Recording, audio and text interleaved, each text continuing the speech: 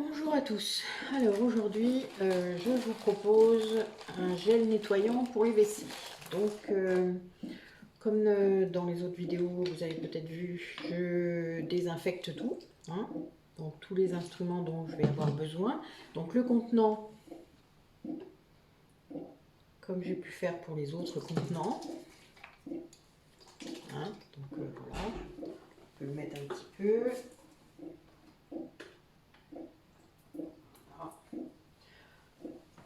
Donc c'est un produit d'entretien, donc généralement avant le Covid j'étais un petit peu moins exigeante au niveau de la désinfection puisque ça ne va pas sur la peau, ça ne va pas, enfin, par pour la lessive ou là, un bon nettoyage des contenants suffisait. Mais c'est vrai que maintenant je fais tout systématiquement comme j'ai pu déjà vous le montrer pour ne pas être embêtée. Donc la casserole je l'ai également désinfectée, mais j'ai déjà rempli mes ustensiles d'eau pour pas perdre trop de temps. Alors, donc, ce gel WC donc, va être gélifié donc, grâce au tapioca. Dedans, vous allez. Donc, moi j'utilise, alors j'en ai acheté plusieurs styles, hein, donc c'est de la farine de maïs.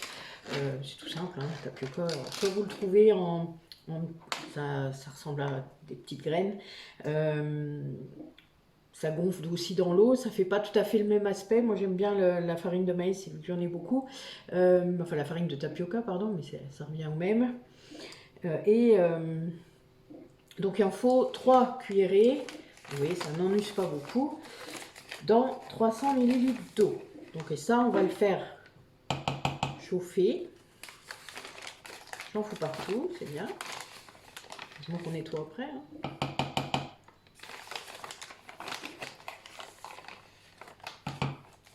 Un petit peu.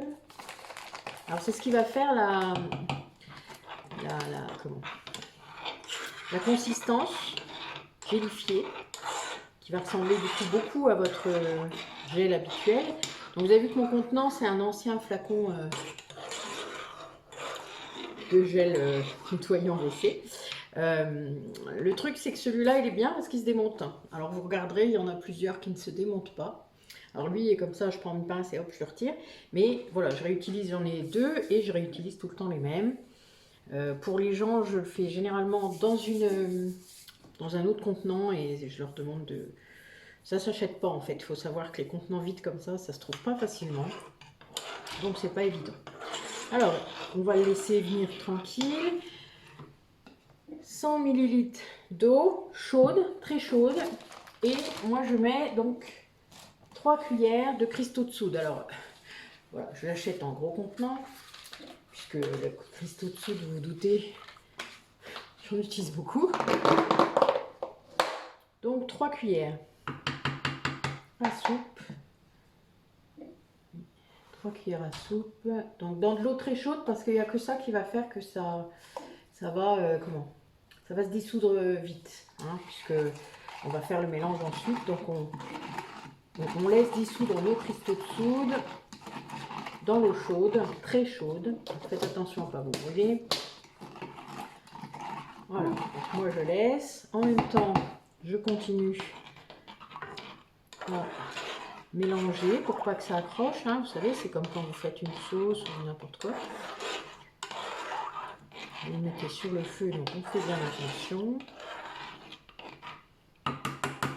Voilà.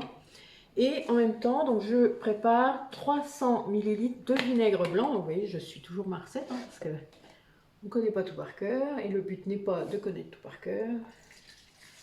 Il y en a bien trop. 300 ml de vinaigre.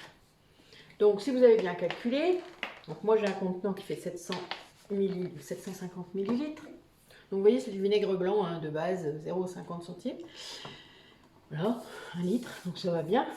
C'est même je crois 0,50 centimes les litres et demi. Donc vous vérifierez dans votre magasin, moi je les ai à Leclerc. Hein. Donc voilà, il n'y a que le cristaux de soude maintenant que j'achète sur internet.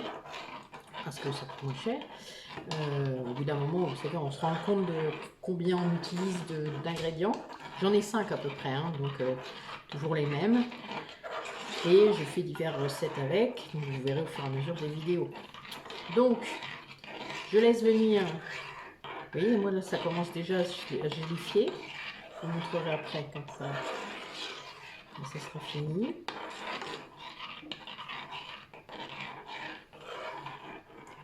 Vous voyez, il ne faut pas grand chose. Hein. Donc, j'utilise également des huiles essentielles de citron, enfin une huile essentielle de citron. Moi, j'aime bien, surtout dans les toilettes. C'est surtout parce que c'est un désinfectant, tout comme notre vinaigre blanc hein, et un anticalcaire. Donc, ça détartre, ça désodorise. Pour ceux qui aiment l'odeur du citron, ben, c'est très bon. Après, voilà, c'est très efficace. Moi, j'en mets beaucoup dans mes produits d'entretien maison parce que le citron, surtout dans mes tablettes lave-vaisselle, par exemple, ou dans les tablettes pour WC. Donc, ça désodorise bien. Donc là, vous voyez, ça y est, j'ai ma consistance de gel. J'éteins mon... Voilà.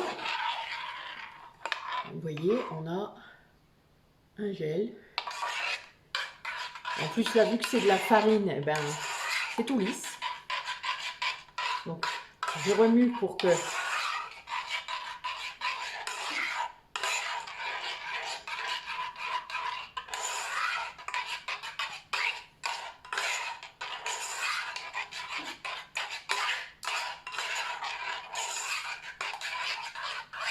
Voilà.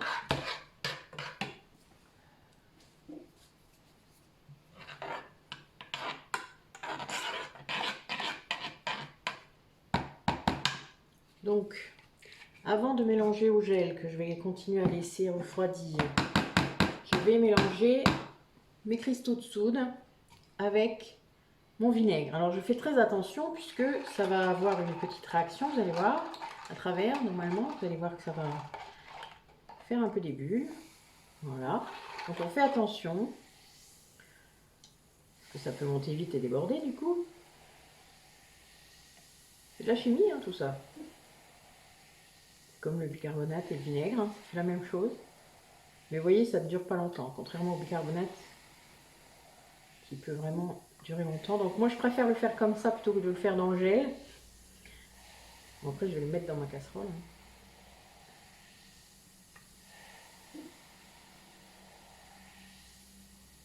Et là, l'effervescence va s'arrêter ensuite. Hein. Ce qui n'est pas le cas avec le bicarbonate, ça peut durer plusieurs jours. Voilà, vous voyez, là, ça ne bulle plus.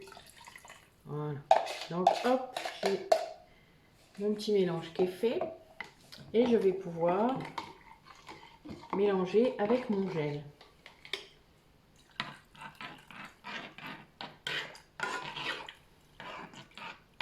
Donc, on remue bien.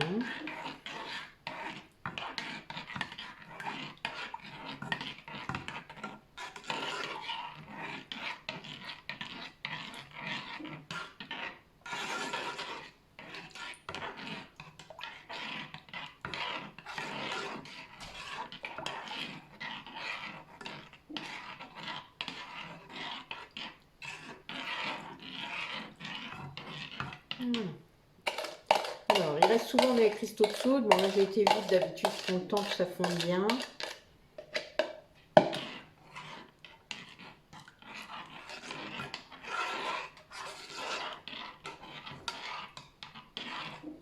Bon, vous pouvez le faire au fouet, hein, si vous préférez.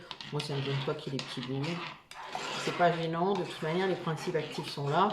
Le tapioca étant là seulement pour tenir à la paroi des WC. Hein, puisque si vous le faites trop liquide, évidemment, vous allez tout perdre puisque tout va aller au fond de la cuvette. Et le but n'est pas là. Le but, c'est comme un vrai gel WC que vous allez acheter dans le commerce. C'est pas pour rien qu'il y a une texture gélifiée. Voilà, donc, on le tient évidemment. On fait attention. Si la casserole est encore chaude, on fait très attention. Voilà, et on verse doucement. Jusqu'à ce qu'on le remplisse. Donc parfois, il m'en reste dans la casserole. C'est pas très gênant parce que je mets le reste de ma casserole dans les toilettes. Ça accroche au bord, ça fait voilà, un petit nettoyage.